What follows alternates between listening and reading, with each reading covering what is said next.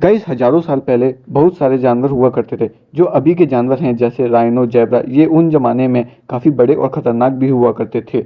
उस एज को stone age कहते थे, क्योंकि उस समय सब स्टोन की चीजें हुआ करती थी और उस समय इतने भयानक प्राणी हुआ करते थे जिनका शिकार इंसान नहीं कर सकते थे। ज्यादातर इंसान उन जानवरों का शिकार हुआ करते थे। उन खतरनाक शिकारियों में दो जानवर ऐसे थे जो बहुत खतरनाक थे, वो थे सैबरटूथ टाइगर और मेमथ। दोनों ही बहुत खतरनाक हुआ करते थे। जहाँ सैबरटूथ टाइगर मांसाहारी हुआ करते थे, वहीं मेमथ शाकाहारी हुआ करते थे। लेकिन शाकाहारी होते हुए भी मेमथ बहुत खतरनाक हुआ करते थे, क्योंकि इनका शरीर बहुत बड़ा हुआ करता था और इनके दांत तो और भी ज़्यादा खतरनाक बनाते थे इन्हें। गाइस वो क्या सीन होता होगा जब उस टाइम का सबसे बड़ा शाकाहारी जानवर, सबसे खूंखार जानवर सैबरटूथ टाइगर से लड़ाई करता होगा। इस लड़ाई को देखने के लिए दूसरे जानवर भी रुक जाते होंगे, क्योंकि इनकी लड़ाई बहुत ही खूंखार होती होगी। लेकिन खौफ के चलते दूसरे जानवर भी इनकी लड़ाई दूर से देखते होंगे। वैसे तो सैबरटूथ टाइगर मेमथ से दूरी बनाकर रखते थे, लेकिन आर्कियोलॉजिकल जानकारी से पता चला है कि सैबरटूथ टाइगर मेमथ का शिकार किया करते थे। साइंटिस्ट कहते हैं कि डायनासोर के बाद सैबरटूथ टाइगर और मेमथ की लड़ाई सबसे खतरनाक और भयानक हुआ करती थी। इस खतरनाक लड़ाई में सैबरटूथ टाइगर और मेमथ दोनों ही अपनी जान बचाने के लिए लड़ाई करते थे। सैबरटूथ टाइगर जहां अपनी भूख मिटाने के लिए लड़ाई करते थे, वहीं मेमथ अपनी जान बचाने के लिए लड़ाई करते थे। सैबरटूथ टाइगर सिर्फ मेमथ के बच्चों का ही शिकार नहीं करते थे, वो एक अडल्ट मेमथ का भी शिकार कर लेते थे। वैसे एक अडल्ट मेमथ की हाइट 8 मीटर हुआ करती थी, लेकिन सैबरटूथ टाइगर की हाइट 1.5 मीटर तक हुआ करती थी। जहां मेमथ का वजन 8 टन हुआ करता था, वहीं सैबरटूथ टाइगर का वजन 280 से 350 किलोग्राम तक हुआ करता था।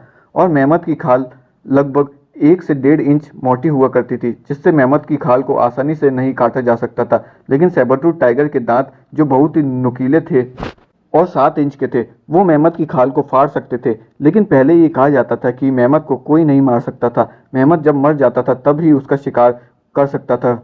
लेकिन आर्कियोलॉजिस्ट से पता चला कि इस विशाल मेमथ को सैबरटूथ टाइगर मार गिराते थे और इनका शिकार भी करते थे।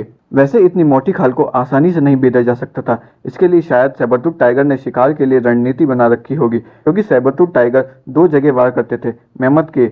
एक तो पैर और पेट के जॉइंट वाला हिस्सा, जो काफी नाजुक हुआ करता था, और फिर जब मेमथ गिर जाता था तब कान के पीछे अपने दांत गड़ाकर मेमथ को मार देता था।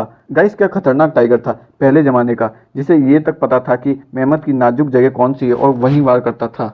लेकिन अगर सैबरटूथ टाइगर मेमथ के पैर के नीचे आ गया गलती से, तो उसकी मौत पक्की, और या फिर उसकी सूंड के हत्थे चढ़ गया तो वो कई फीट दूर जा गिरेगा। और उसके बाद मेमथ के दांत, जो काफी बड़े होते थे, अपने दांतों से भी सैबरटूथ टाइगर को मार सकता था। लेकिन सैबरटूथ टाइगर बहुत ही फुर्तीले हुआ करते थे, इसलिए वो जल्दी अटैक करते थे, जिससे मेमथ को टाइम नहीं मिलता होगा अपने आप को बचाने के लिए। सैबरटूथ टाइगर की पूंछ बहुत छोटी हुआ करती थी, जिससे हम ये कह सकते हैं कि ये जानवर ज्यादा तेज नहीं दौड़ सकते थे, इसलिए वो मेमथ का शिकार करते थे, क्योंकि मेमथ बहुत धीरे धीरे चलते थे, जिससे उनका शिकार करना आसान होगा। क्योंकि पुराने जमाने में और भी खतरनाक जानवर हुआ करते थे, उनका जिक्र हम किसी और वीडियो में करेंगे। साइंटिस्ट को अवशेष मिले हैं, उनमें पता चला है कि कई बार मेमथ ने सैबरटूथ टाइगर को अपने दांतों से मार दिया था, क्योंकि मेमथ के घुमावदार दांत भी बहुत बड़े और खतरनाक हुआ करते थे। वैसे हम कह सकते हैं कि सैबरटूथ टाइगर रात में मेमथ का शिकार करते होंगे, क्योंकि इतने बड़े जानवर को दिन में मारना तो पॉसिबल ही नहीं, क्योंकि इतना बड़ा भारी भरकम शरीर वाला जानवर, जिसके दांत भी इतने बड़े हों, वो दिन में आसानी से देख सकता था और अटैक कर सकता था।